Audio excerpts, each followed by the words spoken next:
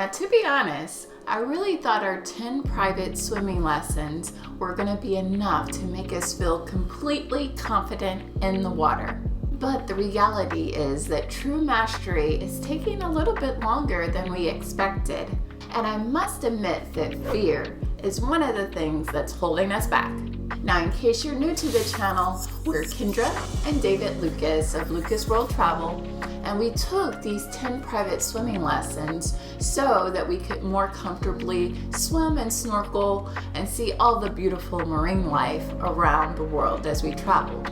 So much has happened since those lessons though, and we have gotten to swim in some very deep waters. And while the lessons did give us the physical skills we needed to swim, we realized that dealing with fear is a lot more complex than that. And so in this video, we wanted to share with you our real-world experience of swimming in a variety of conditions, our successes, and tips on how you can be more confident in swimming around the world in this episode of Lucas World Travel. Now, to our surprise, our swimming video wound up being one of our most popular videos on our channel. So if you haven't seen that yet, you can check that out up here. But to briefly recap, we found that one of the keys to conquering your fear of the water is repetition.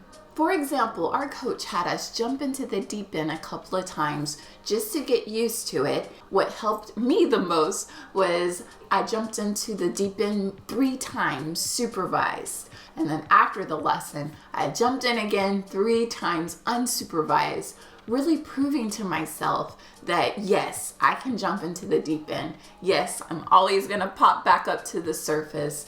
Just doing those reps over and over again was a big help in building my confidence. Yes, you really have to prove to yourself that you can do these things in a familiar environment so that you'll be ready on game day to do it out in nature. Just like in the gym, reps are the key to getting stronger as a swimmer.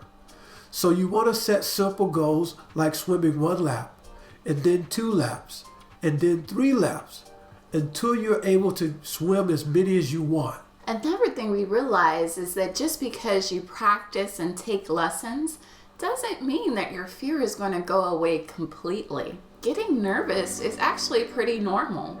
Just think of an actor for an example. It doesn't matter how well rehearsed that actor is, they're still going to get nervous before a big performance. And this is because they realize the power of their performance and what they're doing. And I think we as humans realize the power of water, and we do need to respect that power. So that's why I feel like the nervousness you might feel getting in the water is not necessarily a bad thing. It's just showing that you do respect how powerful that water is. So in the case of the actor, he gives himself a pep talk. He hypes himself up, and he overcomes his fear and goes out on stage and gives a great performance. Yes, and this pep talk, this positive self-talk, is sometimes what some tutorials miss. Telling yourself positive, encouraging words can really help you overcome your fear of the water. Now, I used positive self-talk for the first time when we were swimming in Croatia. We were on a boat tour, and the goal was to swim from the boat all the way to shore to see this little secret cove, this beautiful beach on Vis Island. It was a full 10-minute swim in the deepest water we've ever seen.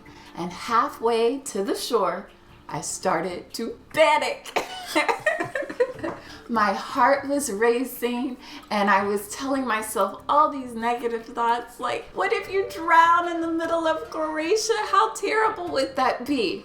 But I had to get control of that fear before it took control of me. Because when you panic, you can't use your skills. You're just panicking. And that can be really dangerous. So instead of going down that rabbit hole of negative thoughts, I stopped it. And I said, wait a minute, Kendra. You're okay.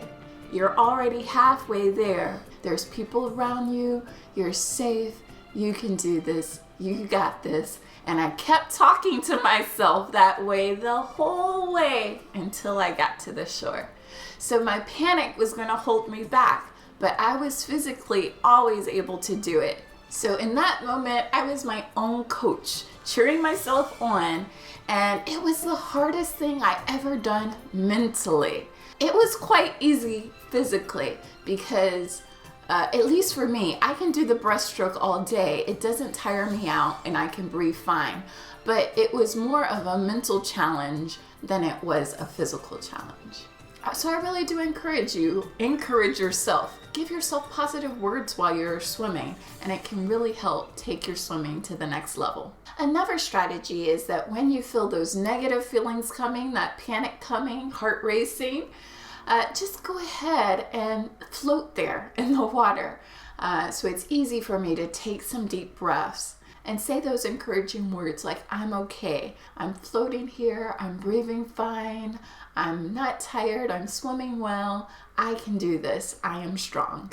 And when I take a few seconds to do this, this always gets my heart rate down and I'm able to use those skills I learned of swimming more effectively. What's interesting about our swimming journey is that David and I have our own unique strengths and weaknesses.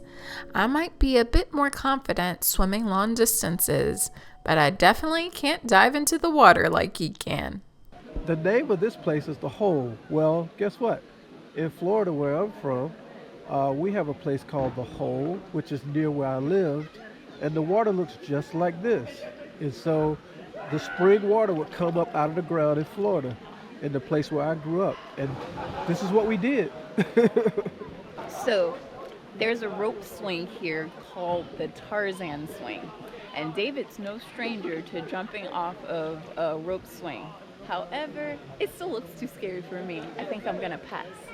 When you're diving off a board or jumping into deep water, one of the things that's the scariest is once you actually get up there and you look down, it's like, wow, that's a long way down. Or you say to yourself, oh, wow, now I gotta do everything in motion and in time to hold my breath and do all that stuff. The basic thing is just take your time and relax and just do everything naturally and just have fun with it. The first time is gonna be a little scary, a little nerve-wracking, but after you jump in the first time, it usually gets more and more comfortable.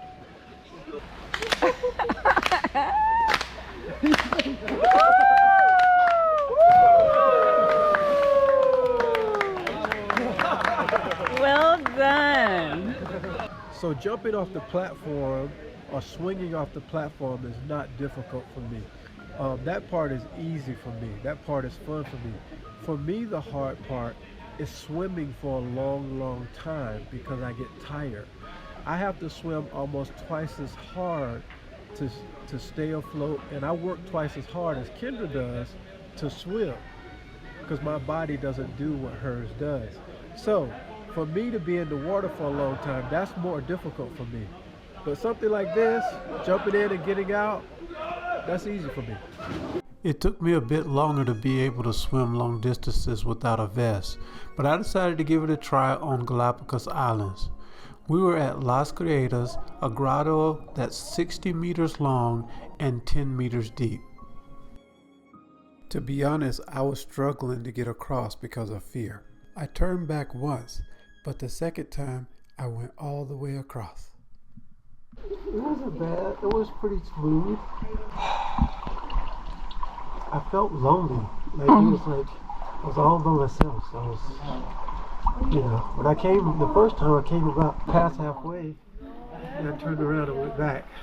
The second time, I was the only one in the water, so I just came on by myself. So how'd you talk yourself through that? I just kept telling myself I could do it. It wasn't too bad. I wasn't struggling to swim or anything like that. It's just when I get into deep water, I'm used to having my vest on. And I didn't have it on, so I was like, oh no. But I was fine though. I wasn't sinking or anything, so I was fine.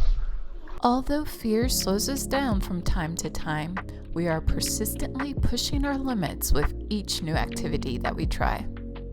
Another suggestion we have for you is setting a concrete goal. Sometimes when you really want to do something and you complete that task, it's wonderful and you should celebrate it. And once you celebrate that goal, then it's time to set another goal, one that extends you even further. So one of our first goals was jumping off the back of a boat into the ocean or into the sea. We saw people doing this all the time. And to us as beginning swimmers, this was the epitome of being able to swim. It was an epitome of our confidence in our swimming. But once you set a goal and you make it and you celebrate it, and then you start doing these things all the time, it becomes part of your custom, a part of you. It becomes a part of you. And now you can extend and go to the next goal. And it's a great feeling. And we jumped off a boat for the first time without a vest in Belize. Yeah, it was completely accidental as well. We started our trip snorkeling with our vest on, but the guide encouraged us to try to snorkel without our vest. And we did maybe 10 minutes without our vest, and it went perfectly, no problems at all. We got back on the boat, went to the second dive site, and when we dived in, we completely forgot to put our vest back on. So we did it the second dive completely without a vest, and it was completely accidental. But it was such a confidence booster. We were like, oh my goodness, we can do this without a vest. We can swim without a vest. Now, although we're jumping off of boats without a vest now, there are still times when we feel more comfortable with them. For example, sometimes we're in very deep water that have strong currents. It's so scary to be out here. I had to wear a vest on this way, y'all. So if I see that the current is strong, I'm gonna put a vest on because I'm not sure if we're gonna have to swim against the current or with the current. But that vest gives me that extra security that no matter what, I'll be fine no matter what the current decides to do. Now, I don't know if my fear of currents is healthy or not, as currents really are powerful and can be dangerous. I remember my first time having to deal with a really strong rip current in Tamarindo, Costa Rica. So I just had a somewhat scary experience with a riptide, my first scary experience with one. Luckily, the water was I could still stand up in it. Now the current was so strong, I wasn't even able to walk in toward the shore. That's how strong the riptide was. No matter what I did, no matter how hard I swam, I was actually going further out to sea, not closer. And I was about to panic, I really was. And then I was like, let me see if I can put my feet back on the ground. Luckily, I could. So that gave me some comfort and I didn't go into full panic mode. And then I was like, well, what are you supposed to do in a riptide? I was like, oh, you're supposed to swim along the shore. So instead of swimming back in, I just swam parallel with the shore. And eventually the current was less strong. I could stand up and walk in and finally saved myself. But that was scary, people. So if you ever find yourself caught in a rip current, remember, don't try to swim against the current, as it'll just make you tired and you won't get anywhere. Instead, swim parallel to the shore until the currents become less strong and you can inch your way to the shore. I'm so glad that I've read these rip current instructions before because they probably saved my life. And while I hope you never get caught in a rip current, if you do, I hope this tip will help you be better able to survive one. Now that we've reached our goals of jumping off boats, we've set another goal. And our next goal is free diving. We'd like to be able to free dive and go down about 4 or 5 meters. And we'd like to be able to hold our breath for 2+ minutes, maybe 4 minutes. Mm-hmm. And those are very technical skills. And it's something we both want to learn. We've seen free divers, and it's really awesome, the things that they can do. And if you learn this properly, you learn these techniques, then you'll be able to go down and swim close to the corals and close to the fish and enjoy yourself and hold your breath much longer. And that's a confidence we'd love to have. So that's one of our next goals. I really do believe in facing your fears though, because the fears we don't face become our limits. And I don't want to let that fear that comes up ever so often hold me back from experiencing these unforgettable moments. I truly enjoy being in the water. Most of the time I find it relaxing, I enjoy the weightless feeling, and I enjoy seeing all the marine life there. It's such a fun and beautiful experience, and I really hope these tips help you deal with your own fears of the water so that you can have your own fun and beautiful experiences as well. Because with a little bit of practice and positivity, I believe that we can explore the waters without limitation and in the way that we've always dreamed of. But our swimming journey is far from over, so please be sure to like, subscribe, and ring the bell so you can see part 3 of our journey, Learning to Freak Dive. And please let us know in the comments below how your own swimming journey is going. We've loved reading your comments from the very first swimming video. So many of you have started swimming lessons, and we want to know how you're making progress on your swimming journey. So let us know in the comments below. Until next time, if you haven't watched our first swimming video, you can check that out over here.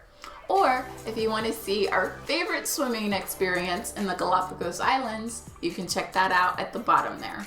As always, thanks so much for watching. Thanks for sharing with all your swimming buddies. And best wishes to you until next time. Bye guys!